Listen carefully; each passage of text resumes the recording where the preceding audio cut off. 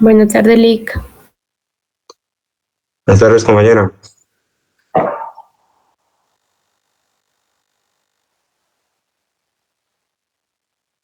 Bueno, buenas. Recuerdo que nos habíamos quedado en los fines del instrumento público. No sé si me escuchan bien ahí y si se mira bien la presentación ahí, jóvenes. Sí, Lic. Sí, licenciado. Ok, gracias, compañeros. Vamos a ver. Vamos a aceptar a otros compañeros que están queriendo entrar. Vamos a ver.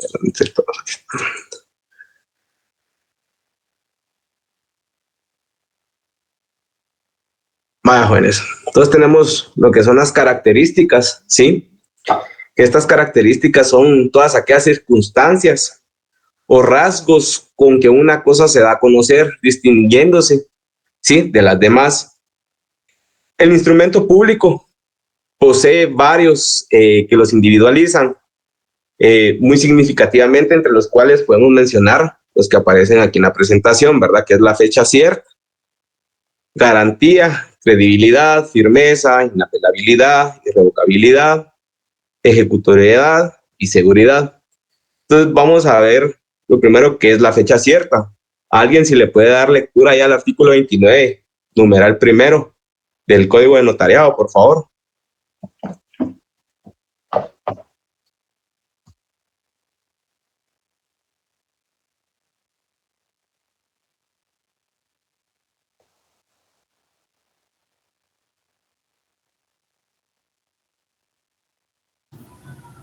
Yo, Lic. Gracias, compañero. Dice el número de orden, lugar, día, mes y año del otorgamiento. Ok, hasta ahí, compañera, gracias. Bajo, el código nos establece que lleva el número de orden, ¿sí? Lugar, día, mes y año del otorgamiento. Vamos a ver, solo voy a aceptar a los dos compañeros. Ahí. Mentira, todos. Bueno, jóvenes, por ejemplo, en el instrumento público,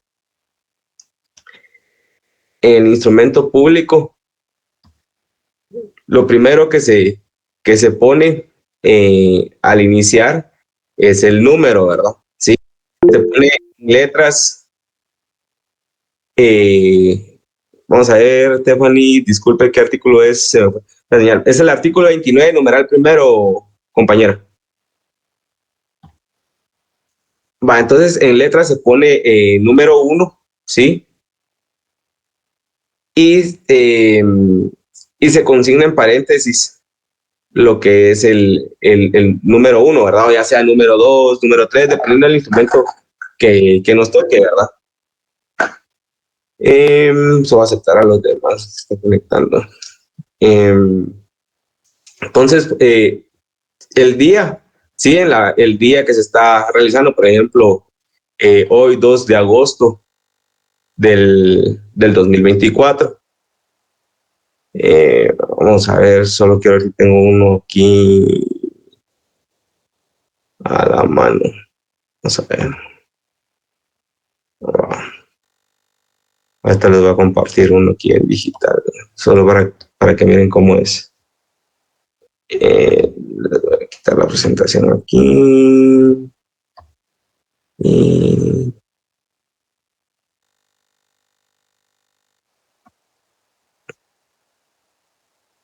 bueno,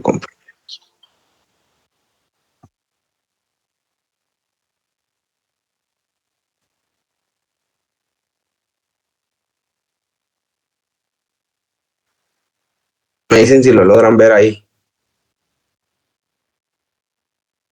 Sí se ve, licenciado. Sí, va. Solo sigo aceptando más compañeros ahí. Bajo, entonces, si logran ver ahí, ¿sí? Sí, licenciado, sí se ve. Tenemos lo que es el número 17, ¿verdad? Sí, que es el número de orden. En este caso, pues es un mandato, perdón, en el cual pues yo voy a ser mandatario judicial. Entonces, esto me lo firmó otro colega, ¿verdad? Entonces ahí aparece el número 17. Cumplimos con el numeral primero, ¿verdad? El número de orden. Lugar, en la ciudad de Guatemala, ¿verdad? ¿Sí? Día, el 31 de julio del 2024. ¿Sí? Ahí va día, mes y año del otorgamiento. Entonces, ese sería el primer numeral, ¿verdad? Con el que cumplimos con lo que es la fecha cierta. Alguien que me pueda leer el artículo 42, numeral primero, por favor.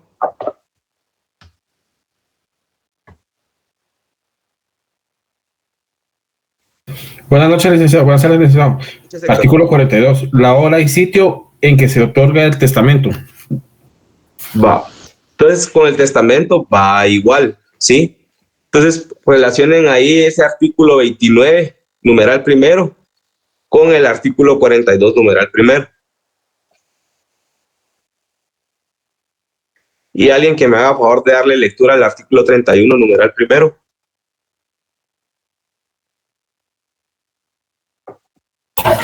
Buenas tardes, licenciado. Buenas tardes, Pedro. El artículo 31, numeral primero, dice el lugar y fecha del otorgamiento. Ajá. Dice el lugar y fecha del otorgamiento. Va, si se dan cuenta, ahí también establece el lugar y fecha del otorgamiento en ese artículo, ¿verdad? Entonces, ese también lo relacionamos con el 29, 42 y 31, numeral primero. Y ahora alguien que me haga favor de leer el artículo 44, numeral primero. La hora en que se otorgan. Ok, gracias. La hora en que se otorgan, ¿verdad? Entonces ahí dice que en todos los testamentos y donaciones por causa de muerte son formalidades esenciales, además de las consignadas en el artículo 31, las siguientes. La hora en que se otorga. Bueno, pues entonces ahí se cumple la primera característica del instrumento público, ¿verdad? Lo que es fecha cierta. Tenemos lo que es la garantía, ¿sí? Solo una pregunta, ¿a alguien le queda duda con lo que es la fecha cierta? Ahorita está claro. Ya, buenas noches, perdón. Si pudiera retomar un poquito nuevamente los artículos, disculpe. Muchas gracias. Bueno, los artículos es el 29, los que aparecen ahí en la presentación, ¿verdad? El 29, numeral primero. Artículo 42, numeral primero, ¿sí? Y artículo 31, numeral primero. Artículo 44, numeral primero. En todos esos numerales del Código de Notariado, ¿verdad? En esos artículos, entonces establece lo que es la fecha cierta. Aceptar aquí a este compañero. Vamos a ver. Entonces, ¿qué es la fecha cierta? ¿Verdad? Solo en el instrumento público podemos tener la certeza de la fecha del mismo. Es riguroso o rigurosamente exacto, ¿verdad? Y que esos efectos de esta virtud es excepcional para que puedan producirse.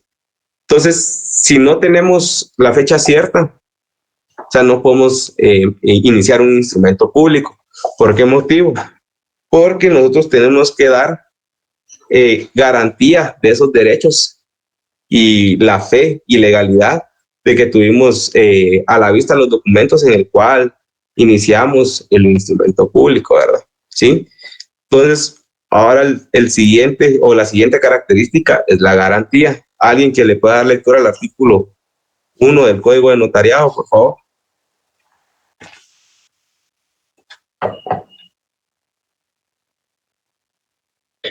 Con gusto, licenciado. Artículo primero. El notario tiene fe pública para hacer constar y autorizar actos y contratos que intervengan y por disposición de la ley o por requerimiento de parte. Ok, compañeros. Que siguen conectando, ahí están. Va, entonces en ese artículo, ¿sí? Ahí me recuerdo que le habíamos puesto lo que era principio de fe pública.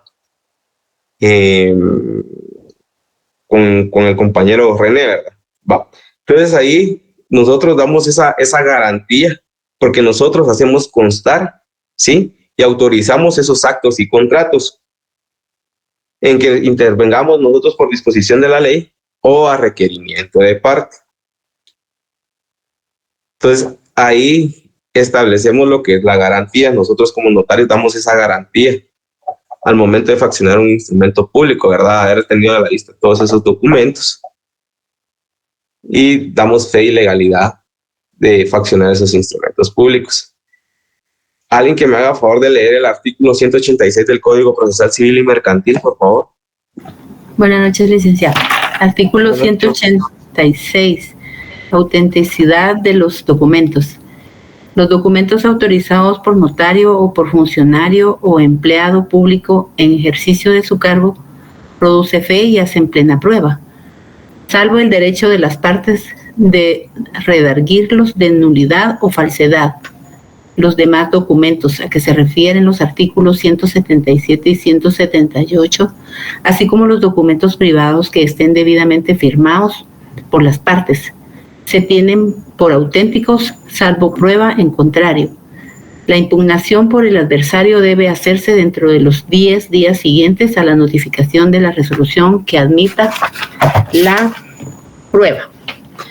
Sin embargo, los documentos privados solo surtirán efectos frente a los terceros desde la fecha en que hubieran sido reconocidos ante juez competente o legalizados por notario.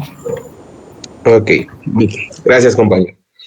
Entonces ahí establece lo que son la autenticidad de los documentos, ¿sí? Entonces ahí los documentos que nosotros autorizamos, ¿sí? Ya sea un notario, un funcionario o empleado público, en ese ejercicio de su cargo producen fe y hacen plena prueba. Entonces subrayen eso de que producen fe y hacen plena prueba. Con eso nosotros demostramos la garantía al momento de faccionar esos instrumentos públicos. A ver, la vez pasada en clases, cuando estuvimos de forma presencial, les mencioné que estábamos nosotros los notarios, que también éramos funcionarios, pero a ver quién se recuerda, aparte del notario, ¿qué otro funcionario existe?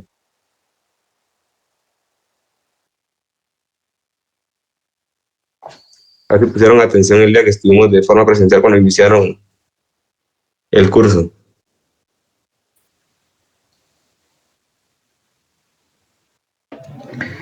El escribano es uno, ¿ah? ¿Y el cónsul? ¿Cónsul, licenciado? ¿Cónsules? Los cónsules también. Y los Artículo 10. funcionarios que reciben documentos a nivel de instancia de tribunales, ellos también tienen fe pública. Sí, así es, Alan. Gracias, Pedro. También ahí por el fundamento legal del artículo 10 del Código Notariado establece también los funcionarios, ¿verdad? Vaya, o las clases de notarios que tenemos.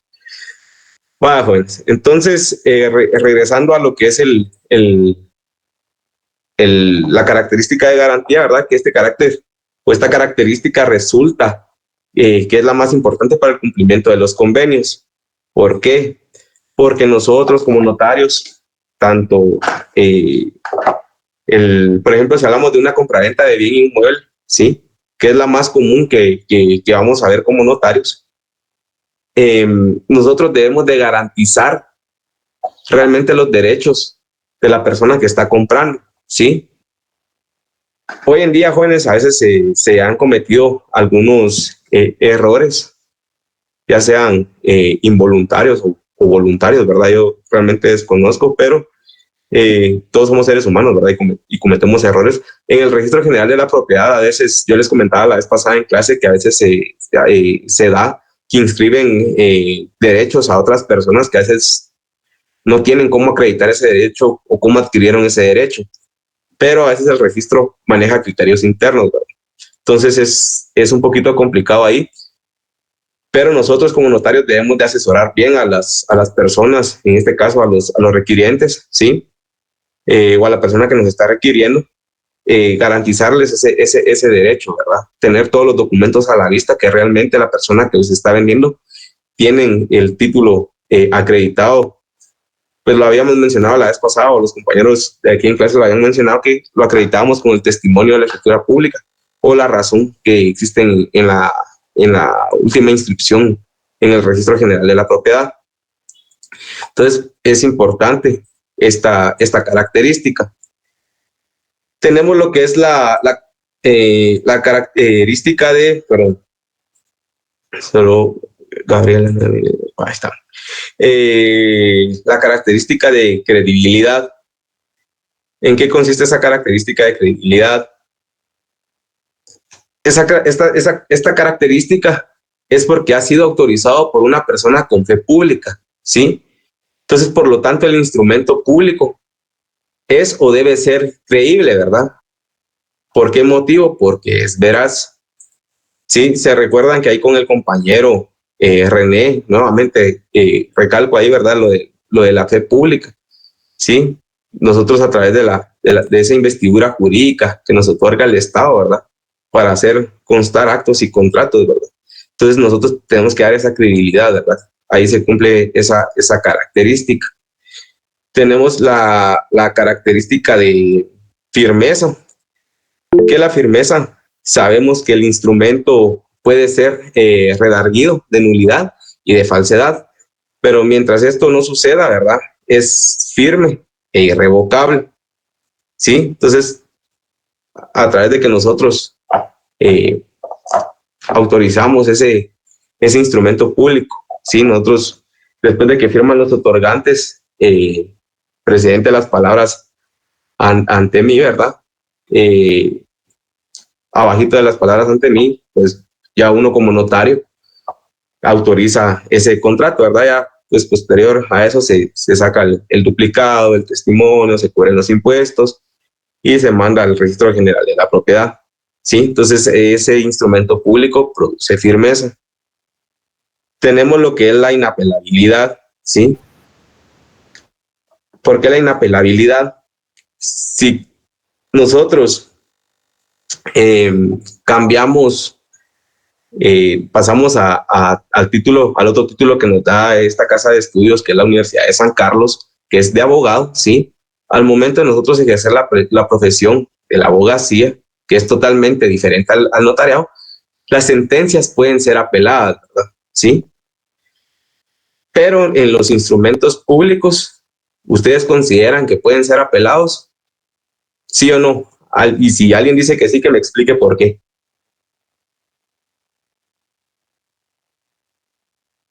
¿Qué consideran ustedes, compañeros?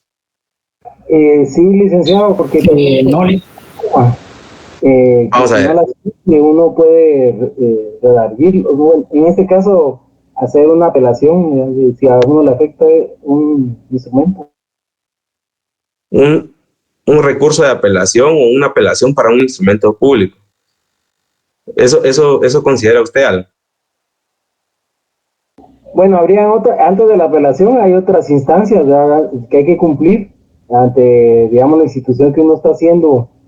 Pueden ser otros recursos menores, pero el último sería apelar ante una instancia superior, ¿verdad? Recurso apelar ante una instancia superior. Vale. Vamos a ver, tenemos uno que dice que sí, que es el compañero Alan, y por ahí que el compañero Esvin dijo que no. ¿Por qué no, Esvin?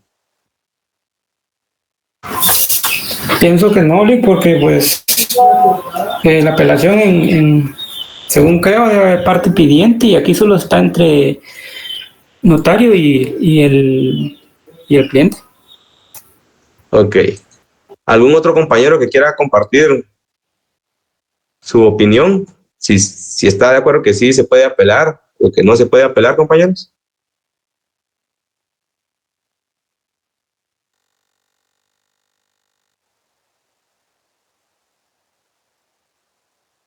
¿No hay nadie más? Yo, licenciado, yo considero que no se puede apelar porque es lo que decía el compañero, como únicamente nosotros como notarios estamos autorizando ese documento, principalmente consideraría que no se puede apelar. Era lo que decía el compañero, que no hay parte pidiente, únicamente yo como notario y el interesado. Ok, gracias, compañero. Vaya, jóvenes. 2 contra 1, va.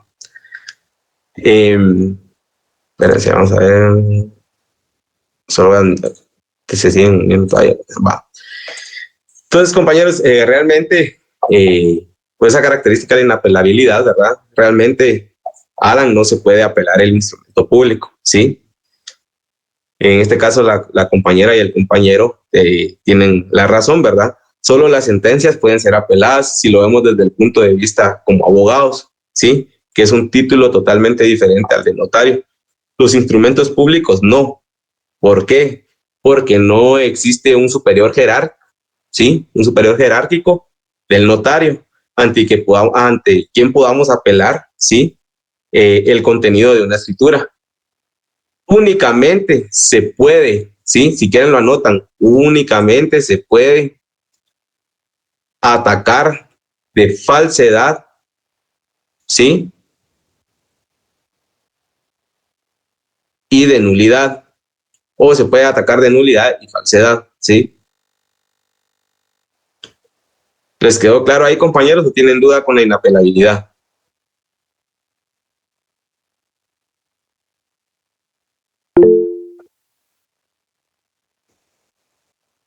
Vamos a ver, Alan. Solo me queda una duda, habiendo tanta gente que está al lado oscuro de la fuerza y hace tantas cosas malas, usando instrumentos notariales, ¿cómo se puede defender uno contra ellos? Digamos, además de que sea falso, uno dice, bueno, me está robando mi propiedad, me hay varias cosas que no son ciertas en el documento que yo lo puedo tocar por falsedad, pero a su vez yo estoy perdiendo, por ejemplo, una propiedad que puede costar muchos millones de quetzales, ¿no? No sé. Sí. Mire, pues, Alan, gracias ahí por su pregunta. Mire, pues, ¿cómo nosotros podemos atacar y una propiedad que está en riesgo? Mire, pues, bueno, nosotros ahí aplicamos lo que es el título de abogado, ¿verdad? Nosotros como abogados ponemos una denuncia en el Ministerio Público por falsedad material ideológica, ¿sí? Les pongo un ejemplo y les comentaba la vez pasada en clase vamos a ver, ahora estoy transfiriendo esta llamada con mi extensión Karen Michelle. Bueno, yo les comentaba que había una notaria, ya falleció la notaria. Tenemos denunciados a unos pastores evangélicos ahí en San Lucas. Ellos pues le quitaron esa propiedad a una señora que ellos cuidaron. Se aprovecharon de la buena fe de esta señora, ¿sí? Realmente el derecho como no habían hijos, ¿verdad? No habían hijos, la señora pues a quien le correspondía heredar pues era a un hermano, ¿sí? Eso pues lo tuvieron que haber visto en civil, pero aquí se les explico así rapidito y sencillo. Si no hay hijos, pues hereda ya sea algún hermano, o si no hay hermanos, pues algún tío, si no hay algún tío, pues podemos llegar ahí al sobrino. En este caso, pues le tocaba a un hermano. ¿Qué sucede con estos pastores? Le quitan un terreno que eran 10 cuerdas y la casa donde ella vivía. Y también le quitaron unas cuentas de banco. ¿Qué hizo la notaria? Faccionó los instrumentos públicos, los mandaron a inscribir en el Registro General de la Propiedad y acreditaron ese derecho, hicieron la razón, por eso les digo, ¿verdad? A veces al Registro General de la Propiedad se les pasan muchos documentos por alto, ¿verdad? Entonces, ellos pues lo inscriben y todo, ¿verdad? ¿Qué hace la notaria? Pues los errores que yo encontré era que en algunas sí firmaba la señora y en otras dejaba la impresión dactilar de su pulgar derecho, ¿verdad? Como lo establece el artículo 29 del Código Notariado. Nosotros lo vamos a ver en este curso. Después de faccionar instrumentos públicos tenemos obligaciones, ¿sí? Obligaciones previas y obligaciones posteriores. Las obligaciones posteriores, se los menciono así rapidito, es remitir el testimonio de la escritura pública al Archivo General de Protocolos. Viene la notaria y remite el testimonio de la escritura pública, ¿sí? Manda sus avisos.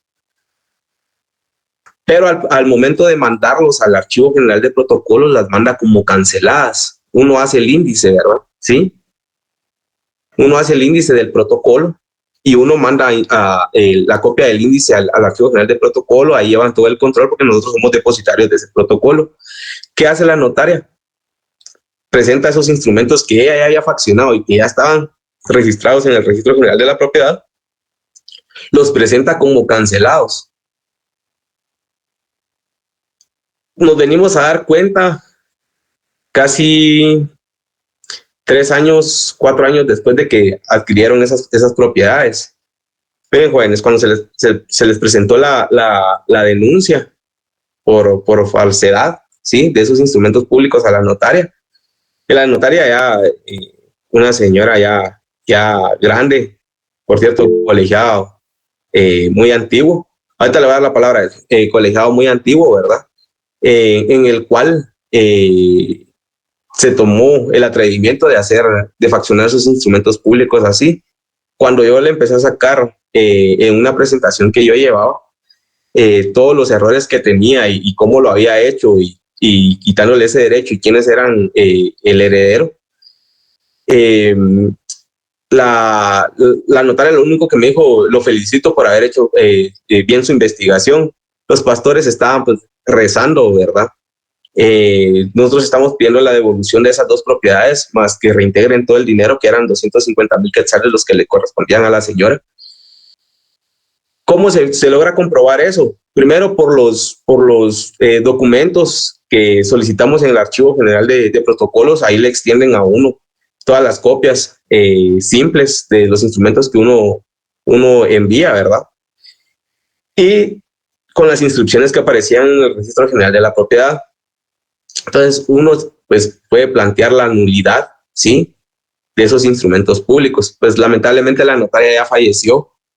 Ahorita estamos todavía en la etapa intermedia de un juicio penal, ¿verdad?, en el cual pues estamos tratando de recuperar esas propiedades que le corresponden a mi cliente. Entonces es una forma de acreditar esos derechos, aparte de que tienen que haber peritajes, ¿verdad?, de las firmas, si realmente la señora firmaba o no firmaba, o si utilizaba la impresión dactilar de su dedo pulgar derecho, ¿verdad? Entonces es la forma en la que uno puede acreditar esos derechos y recuperar esos derechos o esas propiedades, ¿verdad? Hoy en día se está dando mucho. Por ejemplo, una vecina de aquí donde yo vivo, también el guardián de la casa vendió la propiedad de ella. Pues cuando me habló y le dije yo cuánto le cobraba mis honorarios, pues ella pues no me quiso pagar, ¿verdad? O sea, realmente no me quiso pagar, pero a veces me hace consultas, ¿verdad?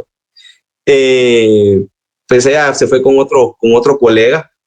Y la verdad que, miren, jóvenes, de toda la niña del Señor, ¿verdad? Yo respeto a todos los colegas, pero el colega solo le estuvo sacando dinero para unos peritajes en el cual, pues, dentro del juicio, el fiscal del Ministerio Público lo puede solicitar, ¿verdad? Al INASIF. No es necesario que venga yo como abogado y le diga: mira, necesito X cantidad para realizar un peritaje, sabiendo que el Ministerio Público lo puede pedir de oficio, ¿verdad? Entonces, pues ahí ha ido gastando también. O sea, le digo yo, si tú no firmaste el instrumento público, ¿por qué el IC te está pidiendo un peritaje si sabes que no es tu firma, ¿verdad?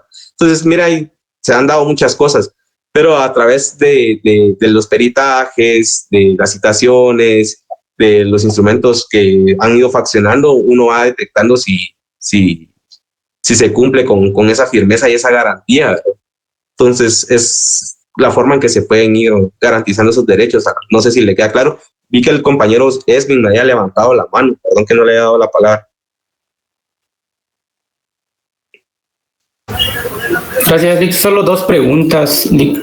La primera es con respecto a su caso, ¿qué tipo de falsedad fue el que llevó en su proceso? Y la segunda es con respecto al Registro General de la Propiedad Central, que si acaso ellos en sí no llevan un registro total de todas las fincas inscritas así, digamos, en el sistema, Dick. Sí, mire, pues el delito que estoy llevando yo es un delito por falsedad material ideológica de los documentos, ¿verdad? De esos instrumentos públicos. Y con respecto al registro general de la propiedad, fíjense, compañeros, y lo platicábamos la vez pasada, un compañero en clase de forma presencial había dicho que había llegado una registradora, no, una operadora, en el cual pues todo lo que rechazaba. Miren, jóvenes, realmente el registro general de la propiedad tiene criterios internos y uno llega a platicar con ellos, por no decir discutir, ¿verdad? Pero llega uno a platicar con ellos y ellos a veces son muy cerrados. Tienen sus criterios y sobre esos criterios se basan, ¿verdad? Por ejemplo, les comentaba con una escritura que estaba haciendo en el segundo registro. Pues yo estoy haciendo el instrumento aquí y la propiedad pertenece al segundo registro general de la propiedad, y el fundamento que me puso el operador, o sea, era una primera venta de parte de mi cliente. Entonces, la ley establece que cuando es primera venta paga el 12% del impuesto al valor agregado. Me la suspendieron porque más adelante lo vamos a ver, cuando uno establece en las cláusulas, ¿verdad?, que declara bajo juramento de ley. Hay operadores que sí lo operan cuando uno declara bajo juramento de ley, y hay personas que no lo colocan.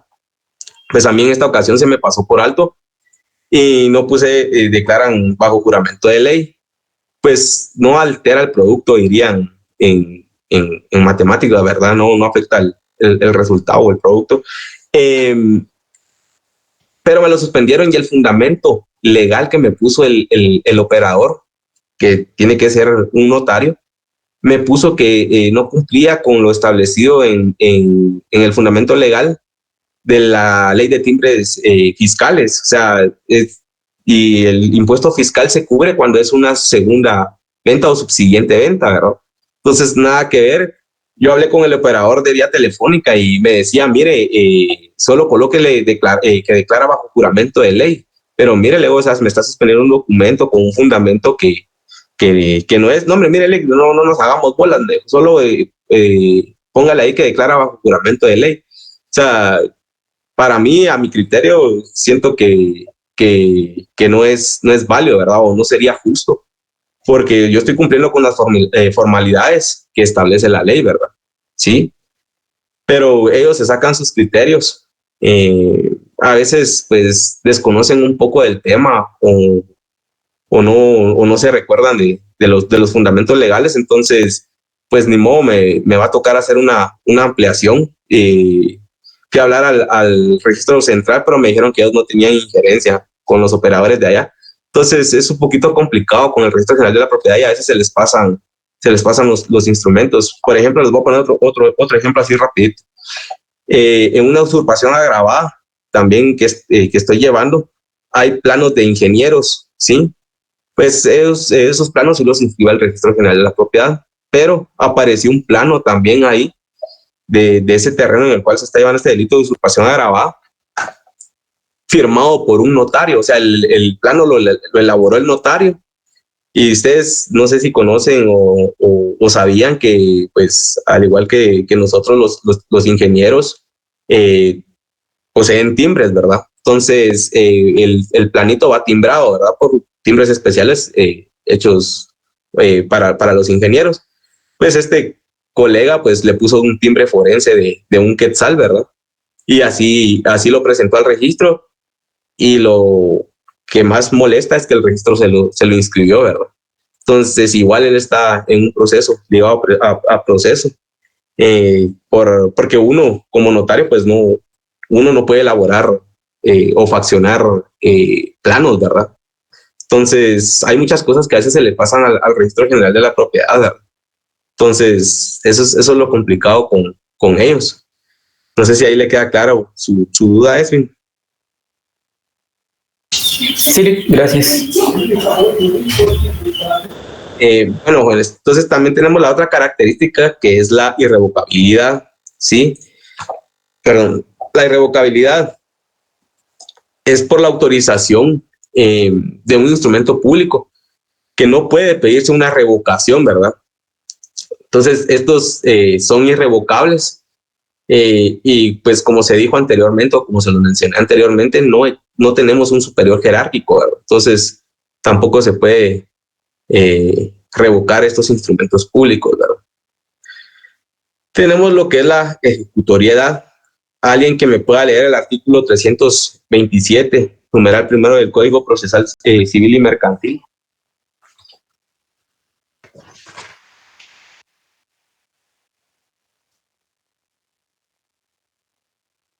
Con mucho, licenciado, procedencia del juicio ejecutivo. Numeral primero, los testimonios de las escrituras públicas.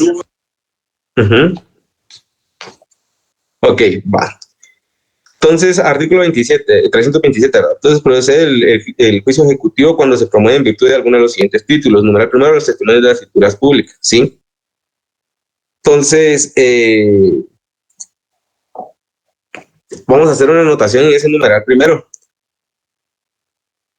Ahí vamos a poner unos ejemplos que van en instrumento público, ¿sí? Que puede ser, por ejemplo, el reconocimiento de una deuda, ¿sí?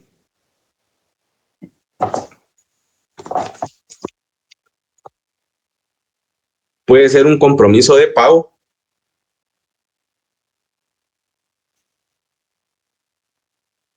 Un convenio de alimentos.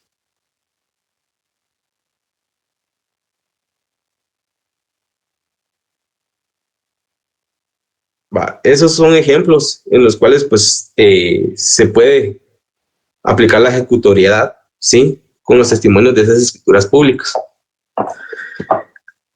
Alguien que me haga favor de leer el artículo 294, numeral sexto del Código Procesal Civil y Mercantil.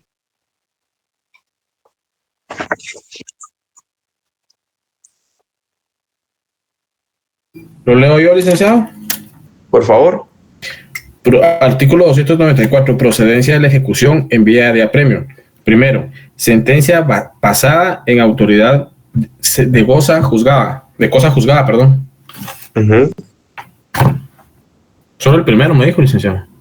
No, era el numeral sexto. Ay, perdón. Yo pensé que los iba a leer dos. No, transacción el numeral sexto. Celebrada en escritura pública. Perdón, licenciado.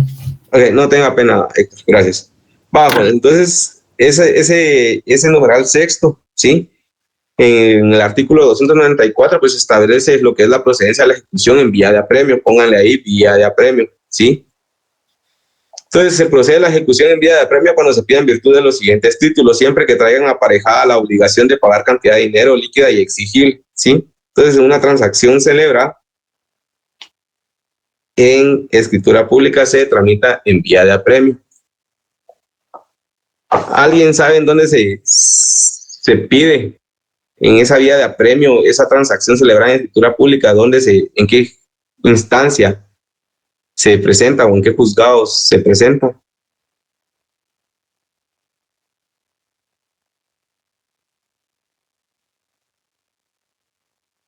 Familia, penal, civil, de paz, penal, de paz civil. Licenciado, como es el Código Procesal Civil y Mercantil, tiene que ser un juzgado civil.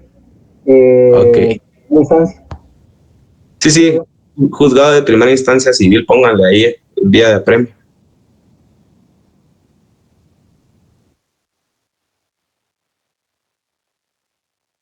Vaya, pues, entonces esa ejecutoriedad, ¿sí?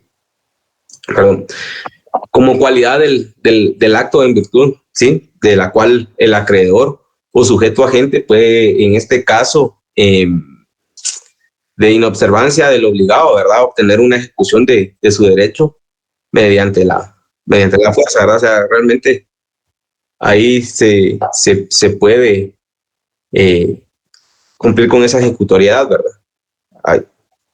Esa persona, pues, está obligado a obtener esa ejecución, ¿verdad? De ese derecho. Por ejemplo, les ponía el ejemplo ahí del convenio de alimentos. Cuando pues en los procesos se da, en el juicio oral de alimentos se da la persona que está obligada a prestar alimentos, ya sea el papá o la mamá, porque si ustedes saben, la mamá pues también, un hombre puede demandar a la cónyuge o a la mamá de su hijo para que ella preste alimentos, ¿verdad? O sea, que ella le pague la pensión alimenticia al hombre. Sí hay casos, jóvenes, por si no lo sabía. Entonces, al momento que se hace esa negación de pensión alimenticia, ¿verdad?, que se van acumulando todas esas pensiones, se puede cumplir con esa ejecución, ¿verdad? Entonces se cobran todas esas pensiones atrasadas, tras de ese convenio se vuelve un título ejecutivo, ¿verdad? Entonces ahí se da lo que es la ejecutoriedad. Tenemos lo que es la seguridad. Alguien que me haga favor de leer el artículo 23 del Código de Notariado.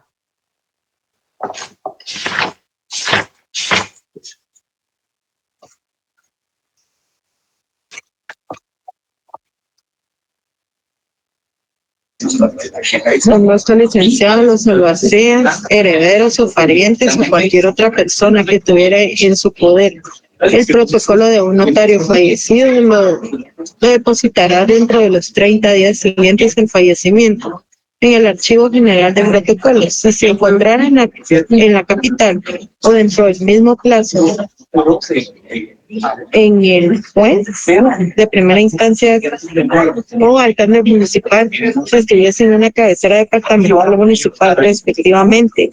En estos casos, el juez de primera instancia o alcalde municipal lo remitirá dentro de los 8 días siguientes a su depósito referido archivo. Ok, juez. ¿Por qué habla ahí de las albaceas, herederos o parientes? Como les dije, nosotros como notarios somos depositarios de esas hojas de papel sellado especial para protocolo, que es la primera imagen ahí donde aparece el sellito de la SAT y el escudito rojo, ¿sí? Anterior a ese sellito de la SAT, antes de que apareciera ese sellito, las hojas de papel sellado especial para protocolos tenían el valor de un quetzal, si mal no recuerdo. Entonces, los notarios lo que hacían para cubrir el papel sellado especial para protocolo, le ponían un timbre fiscal de 10 quetzales, ¿sí? O 2 fiscales de 5 quetzales, pero luego la SAT hizo esas hojitas con el sello, entonces ahí ya va cubierto lo que es el impuesto y el valor, pues la hoja de papel sellado especial para protocolo tiene un valor de 10 quetzales. Entonces ahí se da esta seguridad con lo que establece el artículo 23, porque al momento de que uno fallece, ¿sí?, uno como notario que es depositario, los familiares o el depositario que nos firma al momento de la apertura del protocolo tiene la obligación de entregar todas esas hojas de papel sellado especial para protocolo donde nosotros fraccionamos los instrumentos públicos, de llevarlos al Archivo General de Protocolos.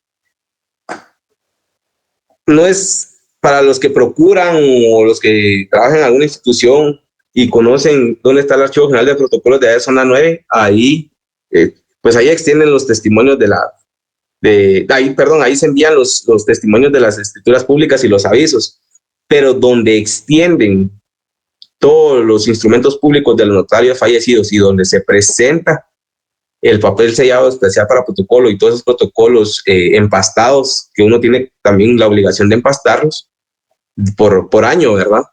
Se presentan en el Archivo General de Protocolos que se encuentra en la Corte Suprema de Justicia, ahí donde está Torre de Tribunales. En vez de subir a Torre de Tribunales, para los que conocen, en el primer nivel, antes de subir a Torre de Tribunales, está el otro edificio donde está la Cámara de Amparos. Ahí, hasta el fondo, está el Archivo General de Protocolo de los notarios fallecidos, ¿sí?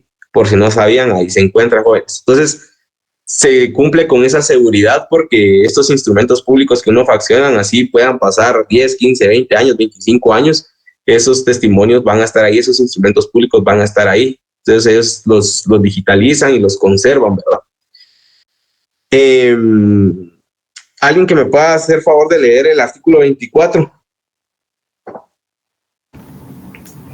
Artículo 24. El registrador civil, al asentar la partida de defunción de un notario, si ésta ocurriera en la capital, dará inmediatamente aviso al director del Archivo General de Protocolos.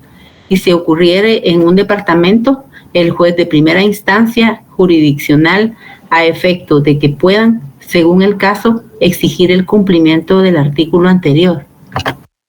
Entonces ahí establece también que el registrador civil, pues en la partida de defunción, lo del notario, ¿verdad? Si esto ocurre en la capital, entonces inmediatamente se le da aviso al Archivo General de Protocolos o al director. Entonces ellos tienen que estar pendientes de localizar también a veces a los familiares, en el cual ellos preguntan cuándo van a presentar el protocolo, si no incurren uno o los familiares en alguna multa, ¿verdad? Yo no haya tenido la oportunidad de presentar protocolos de notarios fallecidos, ya tuve la oportunidad y pues me di cuenta que ahí empiezan a ordenarlos, empiezan a ver todos los índices, todos los testimonios, todos los atestados que uno va incorporando al protocolo, y pues los que hacen falta los van anotando y les dan plazo de 15 días o 30 días para presentarlos, ¿verdad? Pues si no les empieza a incurrir en una mora. Entonces igual ahí se vuelve a aplicar lo que es la seguridad, porque el Archivo General de Protocolos tiene que garantizar esa seguridad de todos los instrumentos públicos faccionados por nuestras personas como notarios, para garantizar esos derechos de todas las personas a las cuales se les celebró un instrumento público. Dígame, Enoe o... Enoe, gracias. Enoe, perdone. No. Disculpe, compañera. Por ejemplo, si esto ocurriera en un país que no fuera Guatemala, licenciado.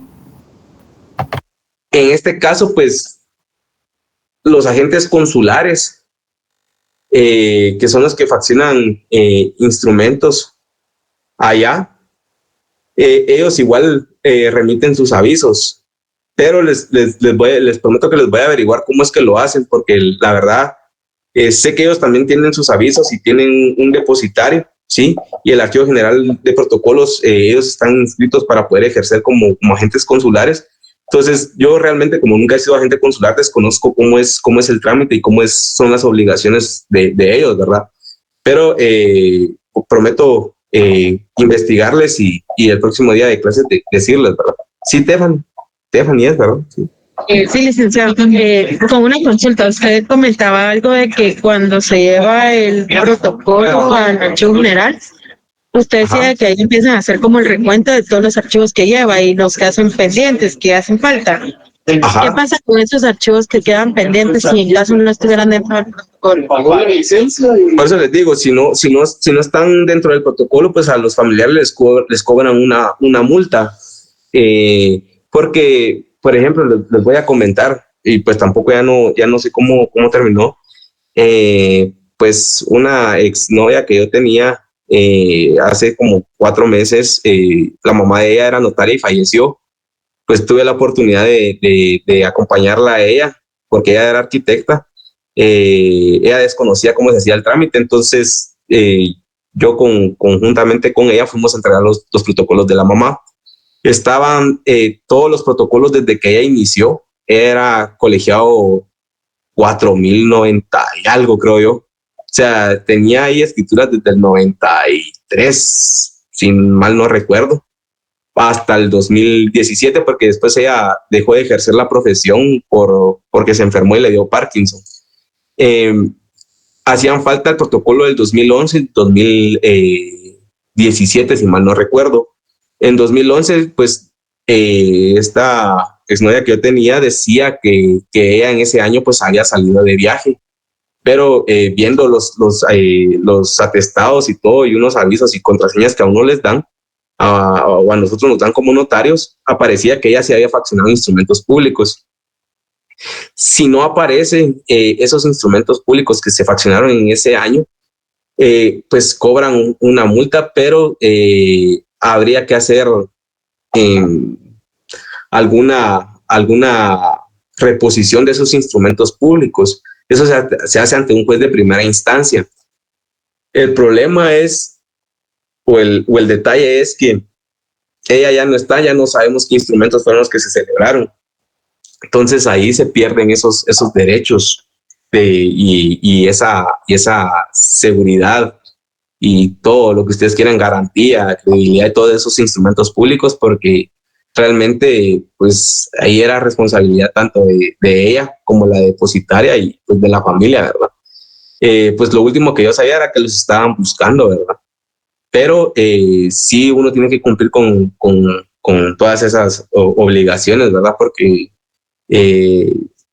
hay escrituras de años anteriores que realmente nunca se mandaron a inscribir. Yo ya tuve la oportunidad de llevar una en el año que fue faccionada en el año 73 y nunca la inscribieron. Yo la inscribí hasta el año pasado para hacer una compraventa de bien inmueble.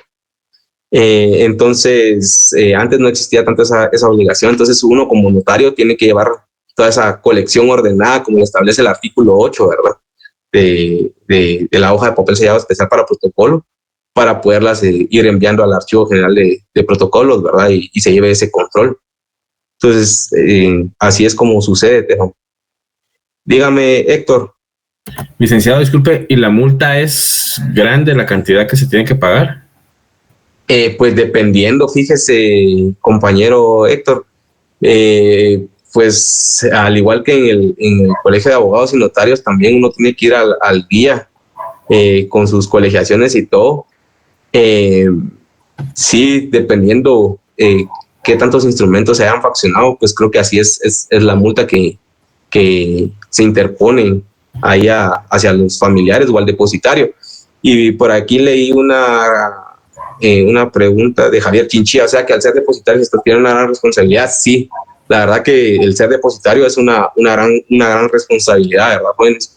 Yo, por ejemplo, escuché, y por cierto, le voy a hacer la consulta un día que lo mire, no tengo el número, pero es amigo de mi papá, y les comentaba, no sé si les comenté que mi papá también es abogado y notario también de San Carlos, ¿verdad? Y también es catedrático de ahí de la facultad.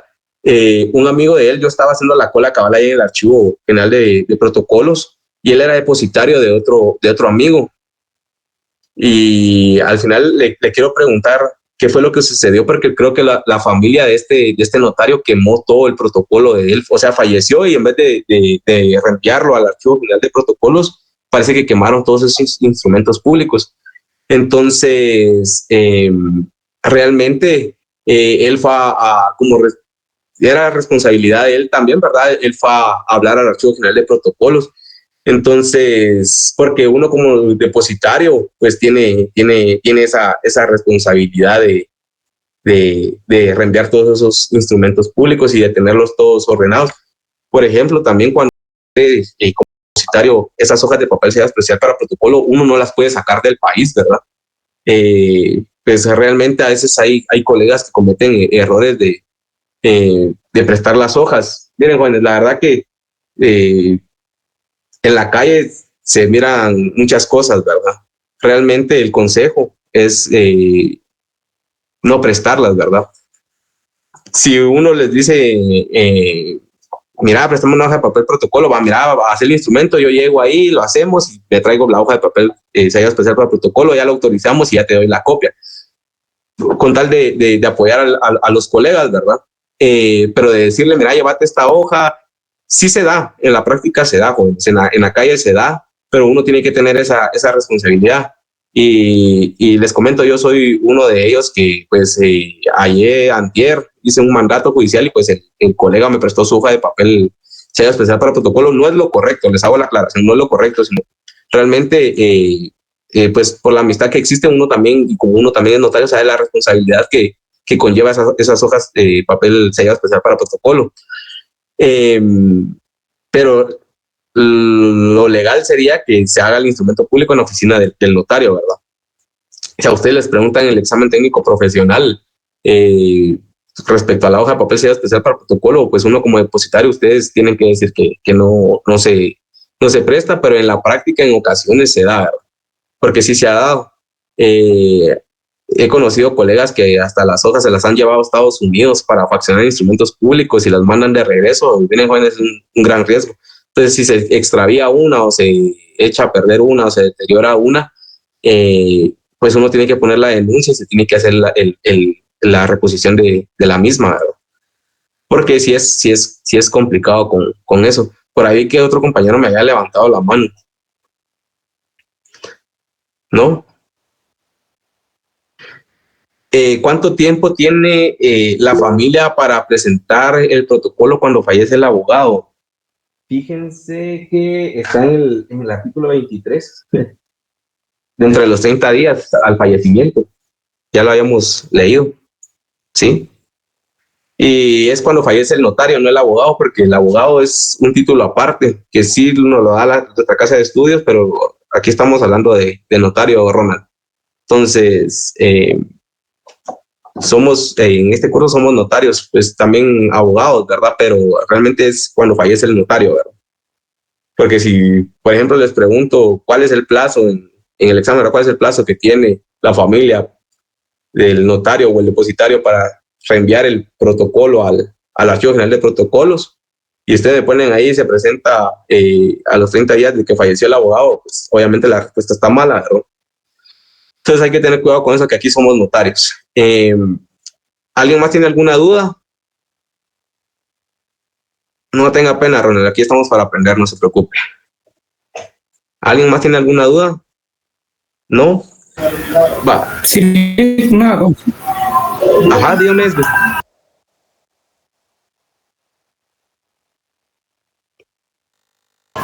En caso de extravío, como usted decía, Alex, se interpone denuncia y luego el trámite, ¿dónde se lleva a cabo? Ante un juzgado de primera instancia se plantea la reposición de esa hoja de papel sellada especial para el protocolo. Entonces, después de primera instancia, hace una resolución, ¿verdad?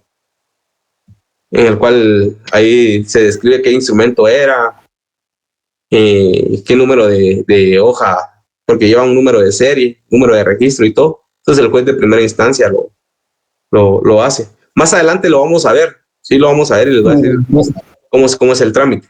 Ajá. Vaya, jóvenes, les dejo que lean ahí el artículo 25 y 81, numeral primero del Código de Notariado, ¿sí? Vamos a dejar la clase hasta ahí porque no sé si el licenciado Daniel Tejada ya les mandaría el enlace. Jóvenes, nos vemos el día lunes allá en la universidad. Les deseo un feliz fin de semana, que descansen. Cualquier cosa, cualquier otra duda que tengan, me la pueden hacer saber por el grupo y ahí estamos con mucho gusto. Feliz noche, jóvenes, un gusto ver.